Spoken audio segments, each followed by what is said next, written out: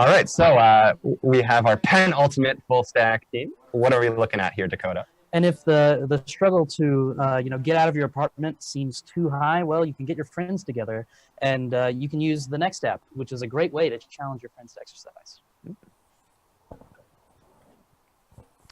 Hey everyone, I'm Patrick. This is Dan, Tyler, and Ray.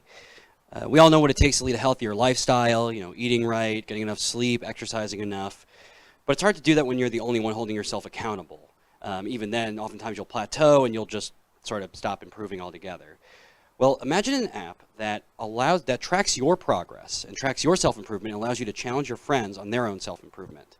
This was our idea for Insight Track, a step counter app that allows you to challenge your friends to races to see who's improved the most over their average steps. These races can last for minutes, hours, a day, even a week. All you need to do is sign in, select your avatar, and you're ready to go. Now, I'm going to pass it over to Dan, who's going to talk a little bit more about how the app works. Thanks, Patrick. I'm Dan. So once you're logged in, you can head over to the profile page, scroll through our 4 avatar choices, and pick your avatar. You can also add friends, which will then be available on the Create a Race page to add to a race. So why don't we start a race for 15 minutes against Tyler. When a user is added to a race, that race goes to their invites page under pending races. At that point, they can then join the race, and that race their name will then show up on the owner's pending races page under racers. That's when the creator of the race can then click start, and that race will then navigate away from the pending races page and then show up on the current races page. And we're ready to go. So I'm going to pass it over to Tyler to talk about some of the technologies involved and go take a walk so I can beat him. Thanks, Dan, and good luck, I guess. I'm Tyler, and I don't know if you can tell, but this app has kind of made us a little competitive with each other as well. So I'm going to take you through 2 races, one with Ray, Patrick, and I, and another with Dan and I.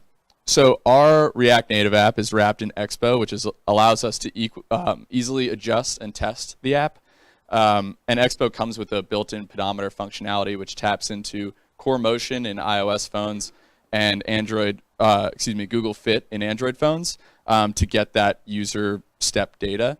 That all has to happen on the React side. So we pass it to our Redux store for state management, where we set it through a couple of different complex algorithms to find things like their average step count for the previous week, their percent improvement over where they're at in the race versus that average, and also putting them in places.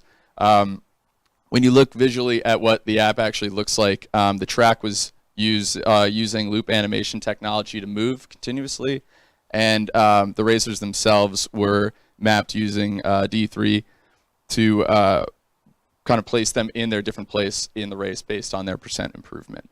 The rest of the app uses native base and material UI so that it's easily navigable and fluid. So if we check in on Dan and my race, I only took 9 steps to walk over here, and he's been doing laps in the corner, so I got to pass it off to Ray so I can actually win this race. Thanks, Tyler. I'm Ray. I want to talk about the challenge we have for this app. So first challenge we faced was to use Expo's built-in pedometer. Pedometer is a great tool. However, to get all the steps logged, each user would have to log into the page right before the race ends to get their final step in. To solve this problem, we reworked our algorithm to allow users to update their status within a day after race ends. This gives users a chance to get their final step in without keeping the winners waiting for long. Another challenge we had was to use a D3 library to visualize race status with avatars running in their places on the track.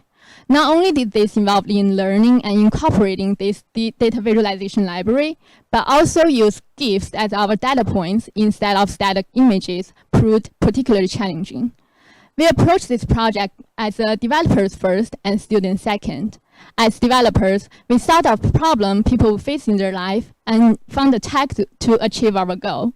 As students, we always let tech drive what we're building, but now it feels like the other way around, where tech empowered us to build a product people would use in their life.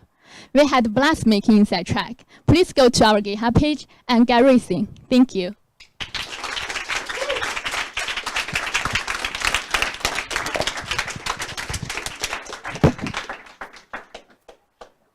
Oh, see, that is an application I can see myself using every day. I appreciate that there's technology that definitely gives another use for your devices, but I really love these projects that encourage you to take a step away from your computer or away from your phone and go out in the world, whether it's exercise, whether it's socializing, what have you. Yeah, it's cool. Like another React Native app too. I think that's something that it's got the animations, got the interaction, bring about all your other friends. Really cool stuff to see, on mobile device using a whole different paradigm than just being on the web.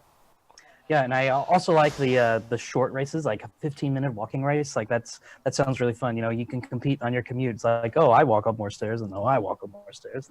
And, you can finally learn the answer, right? I think that's the only foot race I would feel comfortable competing in is a 10 to 15-minute walking race.